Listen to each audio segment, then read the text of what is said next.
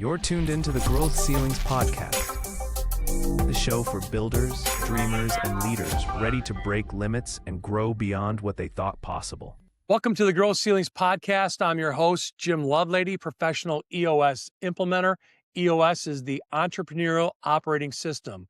This show brings real conversations with leaders who have built strong companies by combining clarity, discipline, and the willingness to solve big problems. My guest today is Tom Ragen. Tom is an experienced CEO and operations leader with a long track record of transforming manufacturing and production organizations. He has led companies through large-scale restructuring, lean, and Six Sigma deployments, integrations, and safety improvements that became industry benchmarks. Over his career, Tom has built systems, leadership teams, and cultures that support sustained operational excellence. Tom, thanks for being here. Jim, thanks for inviting me. You've led multiple manufacturing companies through significant transformation.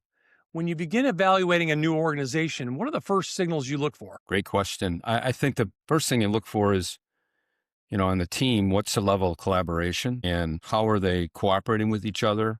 And are they having the fierce conversations was a great book I read years ago that are needed to run a good company. You remember the name of that book?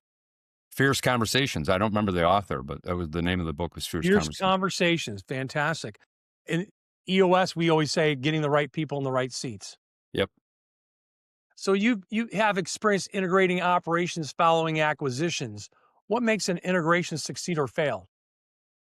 Well, I think you obviously there's all the due diligence and I don't say this with disrespect because I'm a history major. My partners, I need good Excel guys, good spreadsheet guys.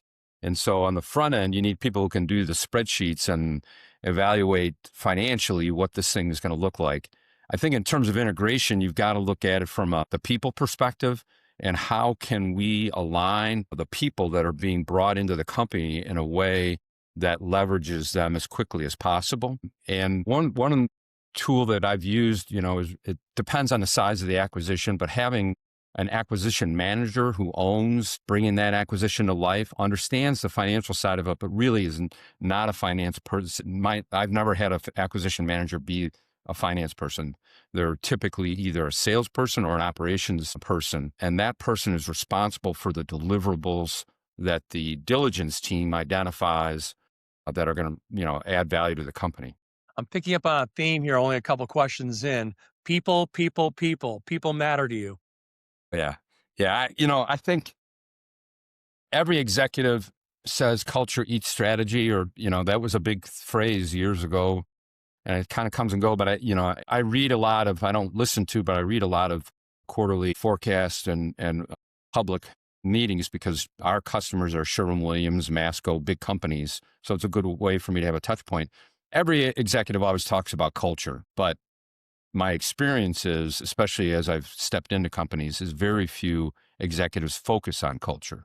And I think given my background, which again, I'm not a business guy in the classic sense of it. I don't have an MBA and I wasn't a finance major in college. I was a history major who was thinking about, I had a minor in theology. I was thinking about becoming a priest.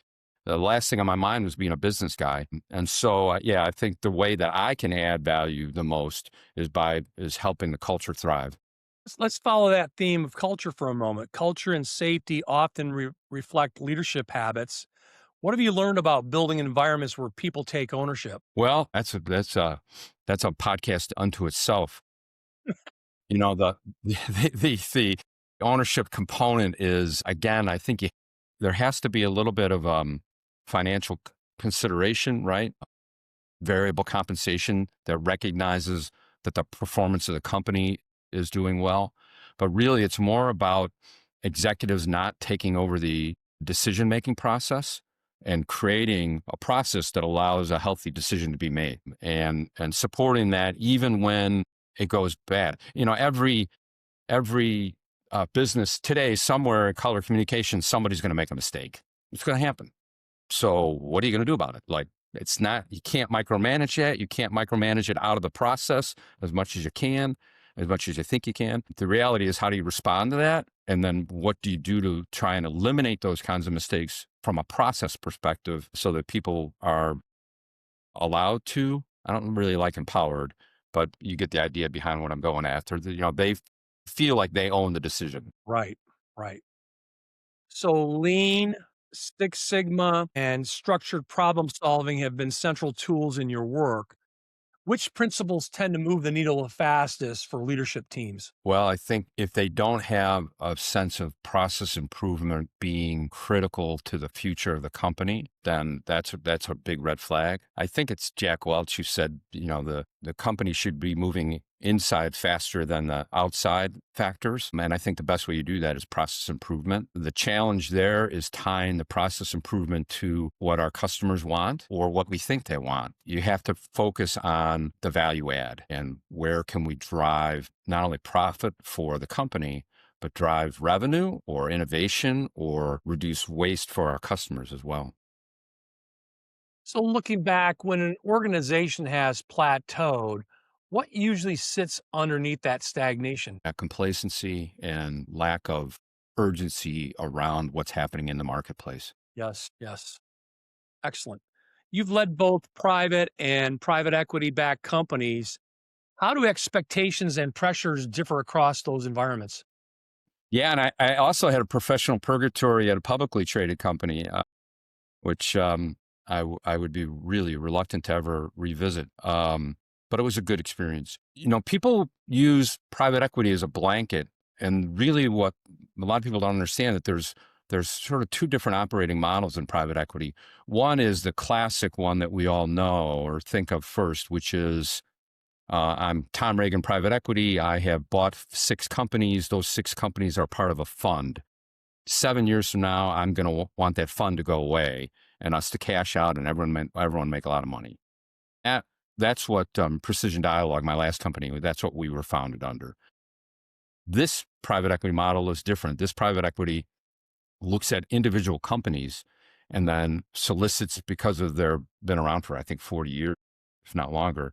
They say to their folks that have had successful, do you want in on this company? We're going to buy this company.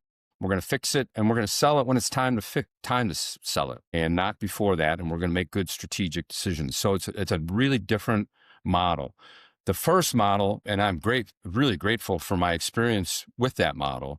I'm a better manager for it. It taught me a lot about urgency, and it taught me a lot about focused decisions on the end game. Right, like we got to make this decision so that it's going to drive EBITDA for our partners, right? And the way to do that for me is always focusing on clients. So they're different models. They're both good models. When I first started in private equity, I kind of would think to myself, I don't know if this is so good. I don't know if this is the right way to do things, but it's just a different way of doing it. It's not right or wrong. It's just a different model for running a business. And, there's a lot of good reasons to follow that model. Before we got started with this podcast, you and I were in the green room. We had a quick chat about your experience with EOS. I'm going to hold the book Traction, which Gino Wickman wrote this book many years ago. And it's kind of the playbook of EOS, the Entrepreneurial Operating System.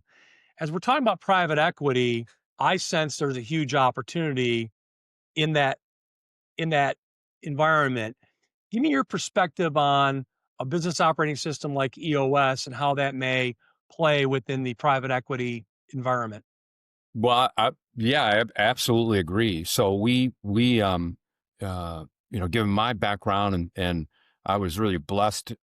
My first general manager job, I worked at a company that had a quality fellow, John Compton, who was a protege of Dr. Deming. And so I was really, right from the very start, learned a lot about that process improvement methodology.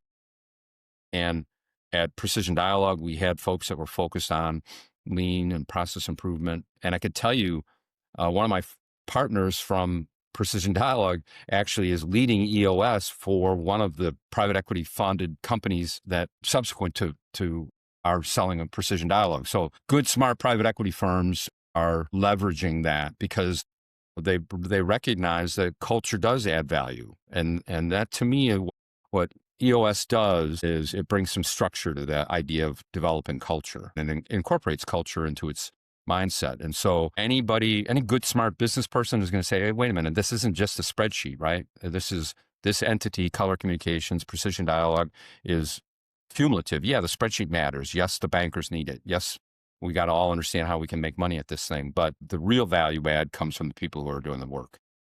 I would think that if you're looking to potentially sell your business or acquire a business, when you see a leadership team that is cohesive, that is on the same page, has a clear vision, who they are, where they're going, how they're going to get there, when they demonstrate a single system in place, that's got to be more attractive to a potential buyer or investor. Would you agree?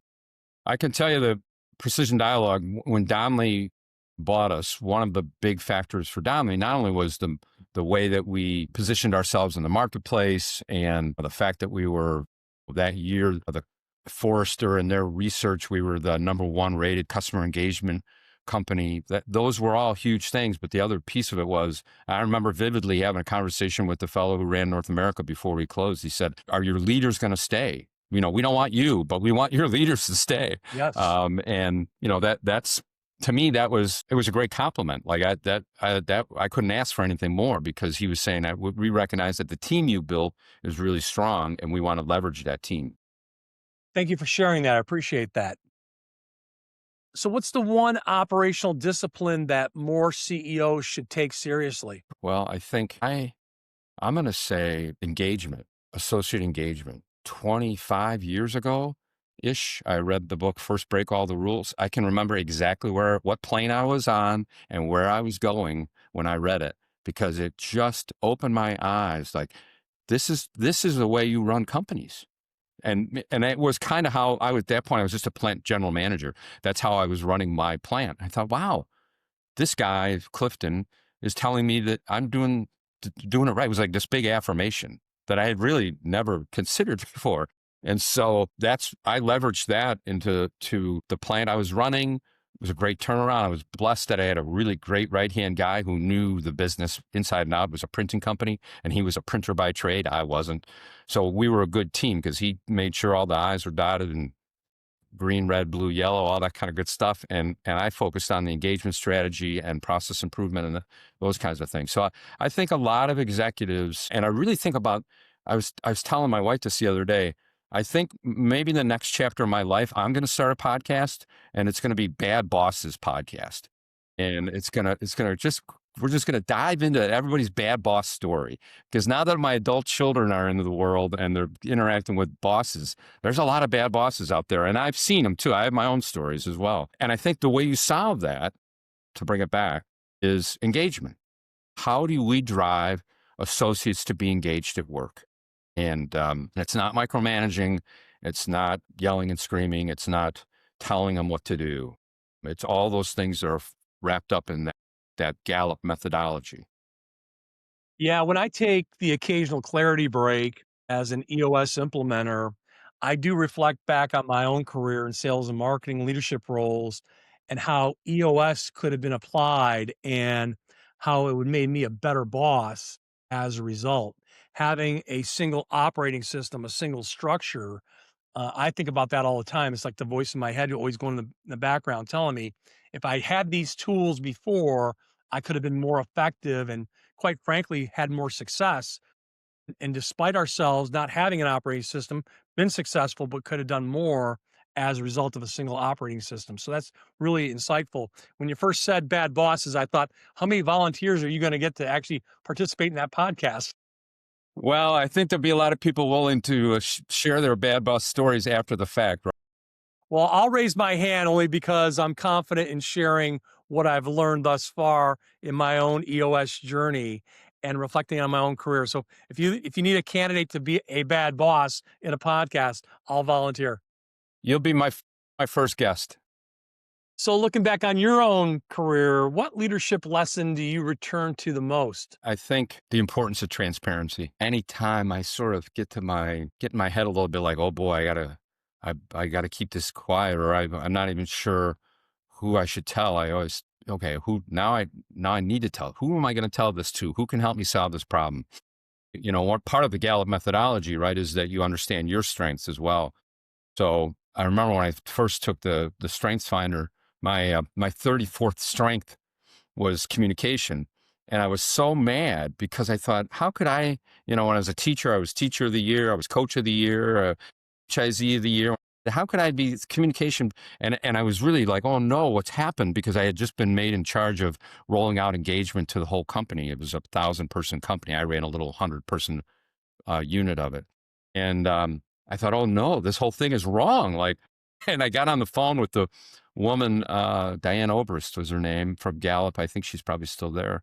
And she said, Tom, just slow down. Don't be upset. She said, let me just ask you a question. When you get home at night and your wife asks you, how was work? Is your first answer fine? I go, well, yeah. And she goes, and when you learn something for the first time, do you like open a spreadsheet or open a Word document and say, okay, now I'm going to fix this problem in my life? I go, well, yeah, of course. Isn't that what everybody does? She goes, no. There's a lot of people, when they learn something, they pick up the phone and say, hey, Joe, did you know this? Or when they get home for the work day and the wife or husband says, how was the work day? They give a long-winded 5-10 minute answer. She said, you're not wired that way. You're never going to be wired that way. Don't waste your time trying to be wired that way. So the leadership lesson is leveraging your strengths, remembering what you do well, putting people around you that maybe strengths are a little bit different than yours, so you have a good balance to your team.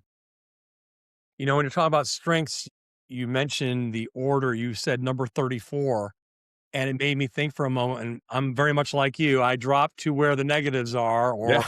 the surprise, but I probably could, if I took the same test, I probably couldn't rattle off the first five that are all positives. My eyes go to the, hey, what's wrong? Right. Yep. And it's a natural human reaction in many of us. And unfortunately, we should be celebrating the good things, right? And maybe even building upon those even further. And how do we now share that with others and teach them the same? But a really interesting and probably a whole other podcast for another day, right? Yeah. Yep. Excellent. So, Tom, when you look at the future of manufacturing, what opportunities stand out for companies who are willing to modernize? Yeah. I said this at my staff meeting last week. I don't know how we got to figure out how we can leverage automation and AI on the front end of our process. And everybody, and rightfully so, lean people. And we have a young fellow here who's in charge of our lean initiatives, and they rightfully focus on the shop floor. And, we have here in Chicago, we have roughly 100 people and, a lot of blue collar folks who, work in 10-hour days. And, how can we reduce make ready? How can we reduce waste? All those kinds of good things. And they're all good things. But as I am trying to get smarter and smarter about automation and artificial intelligence and all that kind of good stuff, but how can we do that on the front end? A, to accelerate the sales process, but also B, to take out the repetitive steps that our folks are doing in the front office that really don't add value. Our customers don't pay for our production people. And I don't mean that the way it sounds. It probably sounds harsh, but there's repetitive things that we need to figure out a way to drive into our automation, which we never really think about. We always think about shop floor. I'm pointing at our shop floor rather than front office, which, I think that's for me where there's still a fair amount of confusion as to how we're going to sort that out, but we got to sort that out here shortly. Advice would you give a first-time CEO stepping into a troubled organization? I think I think it's, first you got to be yourself, right?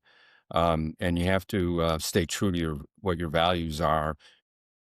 A troubled organization means that you're going to have a lot of long days. Protect your energy and make slow hiring decisions that are focused on the culture that you're trying to build. Excellent. Any particular tools that you use or employ to find the right people? I for sure use the Strength Finder, not as a hiring mechanism necessarily, more as a how do I integrate these strengths into my system, my culture. We do use the DISC profile a little bit, but it's to me it's more about how is this person going to bring value in a way that is not currently in our organization. We hired about a little over a year ago now. We hired a new CFO, and it was a good opportunity for us And one of the things that we looked for, we had some really good candidates, but one of the things that I really wanted was somebody that really liked fierce conversations and was willing to micromanage things appropriately, at the right time. And by micromanage, I don't mean people, I mean process. And I like taking people out on the shop floor and watching how they interact during the interview process. And this guy, he was all over it, like, what's that? Let's go over here. Let's go by this machine. Whereas other CFOs would be, well, stay with it, literally stay within the yellow lines, pointing over there, and asking very superficial questions. And I thought, okay, this guy asks questions at a deep level. So that tells you he's going to be engaged at a deep level, which is what I needed, what the company needed. And I said about 2 months ago, and he takes some grief for it, right? Because he's engaging in fierce conversations. Why are we doing this? What's causing this? How can we stop doing this? How can we do this faster? This good thing. Those are the kinds of conversations you want to have. And a lot of people, kind of like, ugh, they're so focused on getting the daily workout that they forget you got to have those interactions. So that's a very long-winded answer to your question. I'm sorry. Not at all. Actually, did that CFO come from your industry, or is this truly a fresh set of eyes walking on the shop floor, just wanting to just get totally immersed in what you're doing? Fresh set of eyes. Yep. Yeah, it's excellent. Excellent. Tom, this has been a very strong conversation. You've shown how structure, discipline, and clear leadership can turn struggling operations into dependable, scalable companies. Your experience gives leaders a practical understanding of what it takes to solve real problems and build organizations that perform. For our listeners who want to learn more, you can connect with Tom Ragen on LinkedIn. Thank you for joining me today, and thanks to everyone listening for being part of the Growth Ceilings community. Until next time, keep growing, keep leading, and keep breaking through. Thank you. You've been watching the Growth Ceilings podcast. If you enjoyed this episode, make sure to like, subscribe, and share it with someone who's ready to grow.